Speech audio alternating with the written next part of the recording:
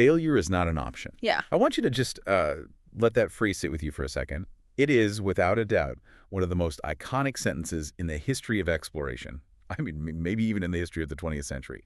Say those 5 words to anyone, anywhere in the world, and what immediately pops into their head. It's almost Pavlovian, right? Yeah. You immediately picture the smoke-filled room of mission control. You see the tension, the white shirts, the skinny ties, the coffee cups just piling up everywhere. Yeah, exactly. And specifically, you see Flight Director Gene Kranz. He's standing there in that famous white vest, rallying the troops to save 3 astronauts stranded in space on Apollo 13. It is the ultimate expression of the American can-do spirit. It's engineering prowess, it's grace under pressure. It is, the definitive motto of NASA.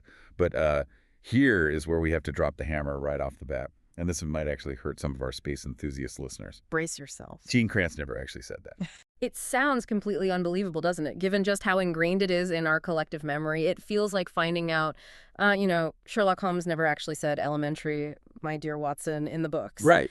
But you are absolutely right. If you go back to the transcripts of the Apollo 13 loop, and we have literally thousands of hours of audio from April 1970, you will not find that sentence anywhere. Nowhere at all. So we have a massive historical mystery on our hands today. We are doing a deep dive into the true origins of failure is not an option. If Kranz didn't say it during the mission, who did?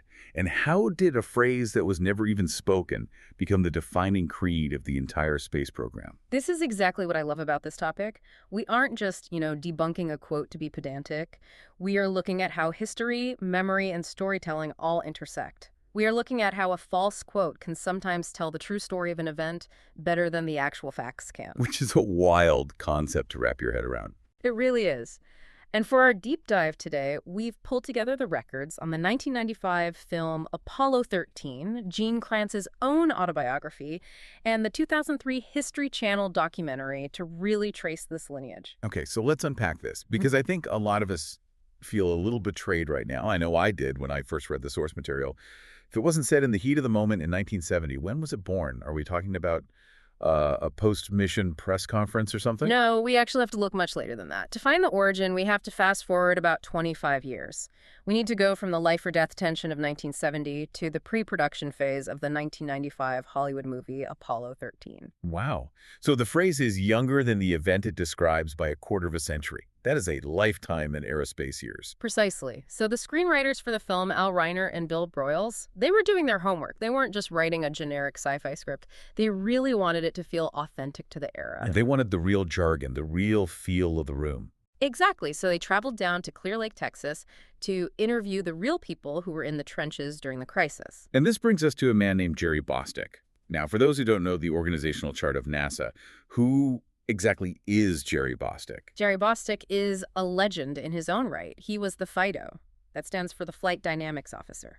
In the intense hierarchy of mission control, the FIDO is the person directly responsible for the trajectory of the spacecraft. Okay, so they are the ones calculating the physics of how to get from point A to point B. Right, without bouncing off the Earth's atmosphere or, worse, drifting off into deep space forever. So he's not just some guy at a desk. He is the navigator. If he gets the math wrong by even a fraction, the astronauts do not come home. The stakes are literally infinite for a FIDO. So the screenwriters, Reinert and Broyles, are sitting down with Bostic. They are trying to get inside the head of a flight controller. And naturally, because they are screenwriters, they are looking for the drama. They want to find that emotional breaking point. Right. They need a movie moment. Yeah. They want a scene of someone throwing a chair or, I don't know, breaking down in tears over a slide rule. Correct. They want the human frailty. So they ask Bostic a very specific, almost leading question. They asked him, weren't there times when everybody, or at least a few people, just panicked? And honestly, that seems like a totally fair assumption to make. You've got an oxygen tank explosion, power is dying, the cabin is freezing, the CO2 levels are rising. Surely someone in that room must have freaked out. That's exactly what the screenwriters assumed. Any normal person would panic. But Bostic's answer was pure engineer. It was completely pragmatic. I actually have his quote from the interview right here. He told them, no, when bad things happen, we just calmly laid out all the options, and failure was not one of them. Let's really dissect that sentence for a second, because it is the smoking gun of this entire deep dive. We calmly laid out all the options, and failure was not one of them. It's just so bureaucratic. He wasn't trying to make a bumper sticker or a slogan. He was literally describing a procedural workflow. Yep. He was saying, we looked at option A, option B, and option C. Failure simply wasn't on the list of options we were authorized to consider. It's a beautiful, unvarnished glimpse into the engineering mindset. To Bostic, he was just explaining their decision tree. You don't put the crude dies as a branch on a decision tree. You only map out the viable solutions. And the funny thing is, according to the historical records, Bostic actually thought the interview was going terrible. Oh, really? He didn't realize he had just handed them pure gold. Quite the opposite. He said he sensed that Bill Broyles, the screenwriter, was getting restless and just wanted to leave. Bostic is sitting there talking about trajectories and calm, methodical procedures, and he naturally assumes Broyles is bored out of his mind because there's absolutely no drama in the story he's telling. That is hilarious. You're Jerry Bostic. You're thinking, man, I'm boring these Hollywood guys to tears with my technical talk. And meanwhile, Bill Broyles is sitting there, and his storyteller brain is just starting to churn. Bostic didn't even find out until months later. But apparently, as soon as the writers got into their rental car to leave the Clear Lake facility, Broyles just started screaming. No way. Yeah, he yelled, "That's it! That's the tagline for the whole movie. Failure is not an option." That is the real aha moment. The iconic phrase wasn't spoken in the tense atmosphere of Mission Control in 1970. It was born in a rental car in 1995. What's so fascinating here is the translation process. Bostic provided a dry, technical explanation of how they systematically solved problems by logically eliminating failure as a viable path. Broyles, with his dramatic ear, heard a profound declaration of will. He took a descriptive sentence and weaponized it. Exactly. He took failure was not one of the options and tightened it into the absolute imperative. Failure is not an option. It really is the difference between the passive voice and the active voice. Yeah. Bostic is saying, we didn't look at failure. Broyles translates that into, we forbid failure. It's brilliant writing. One is a factual observation, the other is a command. And just like that, a slogan is born. But of course, it didn't stop at the script. It had to be delivered to the audience. And that brings us to the performance that truly sealed the deal. We absolutely have to talk about Ed Harris. The portrayal that completely defined Gene Kranz for an entire generation of moviegoers. In the 1995 film Apollo 13, Ed Harris plays Gene Kranz. And there's that pivotal scene. The NASA director is expressing doubt, worrying they might lose the crew, and Harris turns around. And the writers didn't just have him say the line casually over a cup of coffee. They gave it immense weight. They absolutely dramatized it for maximum impact. In the film, the character of Kranz says, "We've never lost an American in space. We're sure as hell not going to lose one on my watch. Failure is not an option." Chills. Seriously, I get chills every time I hear that delivery. It's pure defiance. It is a phenomenal piece of cinema. But if you compare it to Bostic's original quote, you see the massive tonal shift we were talking about. Bostic was so calm, we just calmly laid out the options. Ed Harris is intense, commanding, and highly emotional. So the general public sees the movie. The movie is a massive blockbuster hit. And suddenly, millions of people think this is exactly what Gene Kranz actually yelled across Mission Control during the Apollo 13 crisis. It entered the cultural lexicon almost immediately. It became the tagline for the film, appearing on all the posters and theatrical trailers. It became the shorthand for that entire historical event. It moved directly from a Hollywood screenplay into the history books, or at least into our collective memory of history. But here's where the story takes another turn that I find really surprising. Yeah. Usually when Hollywood makes something up or dramatizes an event, the real historical figures get pretty annoyed. They say, hey, that's not how it happened. I never said that. Don't put words in my mouth. Right. You very often see astronauts or historical figures publicly correcting the record, trying to fiercely protect the accuracy of the official logs.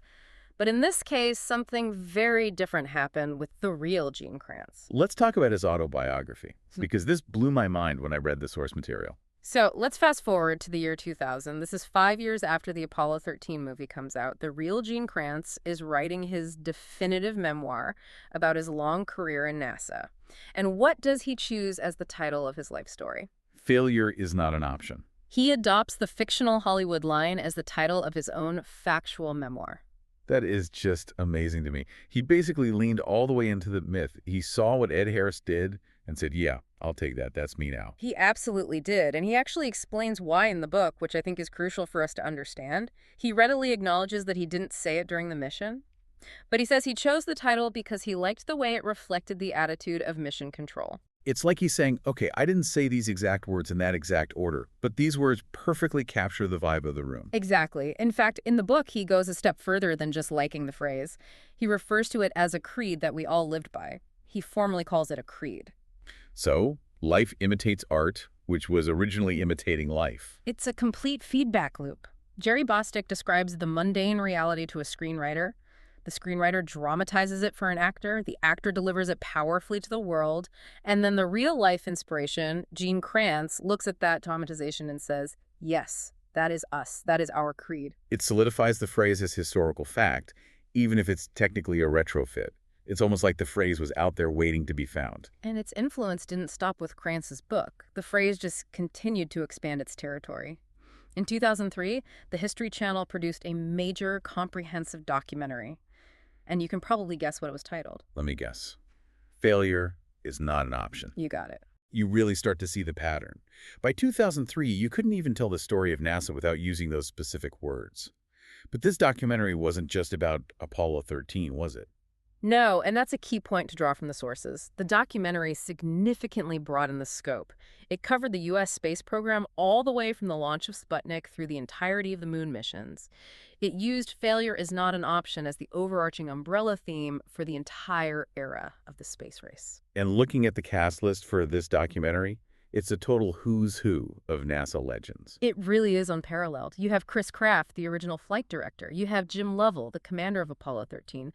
You have Gene Cernan, the last man to walk on the moon. Wally Schirra, Glenn Lunny, Jerry Griffin.